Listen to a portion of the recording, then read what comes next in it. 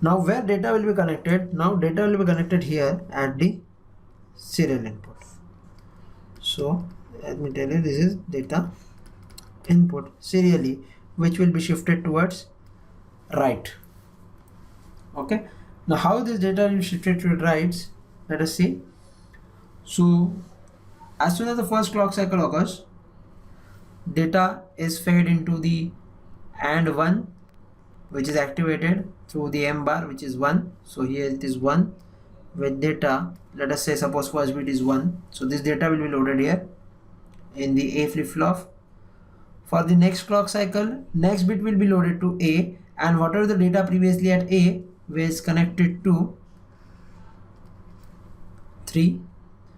At the same time, whatever the data was present in the B is connected to C, and C to D, and here you can take D as the serial output. So this is nothing but the shift right operation. Okay, for M is equal to 0. Now the last term is remaining, that is nothing but the shift left operation. Let us see how shift left is working in the universal shift register. So for that, let me clean out the slide. Okay, now here for left shift left operation, so let me modify this. Shift left operation is going on now. Now what we do, once again we'll connect M equal to 1, which will be corresponding to shift left. Okay, now for shift left, M is equal to 1, so M connected to 1, here it will be 0 is connected to 1 once again, and 0 is connected to AND gate 9, so clock 1 will be disabled since the AND gate 9 is disabled by the M bar. Also along with that, it is connected to AND gate 1, that will be discarded because it is connected to 0 here.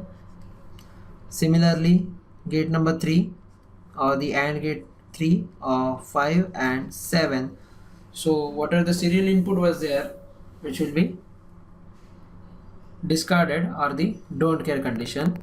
Now since we are operating the shift left, so data will be input from the D pin. Okay, so here it will be the data input serial manner. Okay, so it is the serial data input. Now all the connections are set, serial data input is connected to D. Now what connections we need to make? From the data should be moved from D to C, C to B and B to A. Okay, and it will be taken out from the QA part. So there are some modifications. Let us see. For the first falling clock, what will happen? Data is inputted to D. Now this D should be connected to C. The data for the next clock cycle, it should be moved to C. First of all, data will be entered to D flip-flop through the 8th AND gate. Okay, afterward that, for the second clock cycle, it will give out the data at QD. So let me connect the QD to C pin. Now if QD is connected to C pin, once again gate number 6 and gate 6 is activated. So whatever the data is coming from QD, which will be entered to C. Okay, afterwards from C, then I'll take the QC part. Okay, and QC will be connected to B. Through B it will again enter the data from C to B. Okay, and QB part, QB will be again connected to A, and from this QA data will be serially out, serial output data. Okay, so this is how the universal shift register works. Okay, for this is the block diagram or the internal structure of an universal shift register IC, particularly for 4-bit. That IC is 7495. Okay, so IC 7495 is there, which is called as universal shift register IC. Now for this IC, what are the pinouts, we will see in the next session of the universal shift register. Currently we have seen the internal structure of the IC 7495.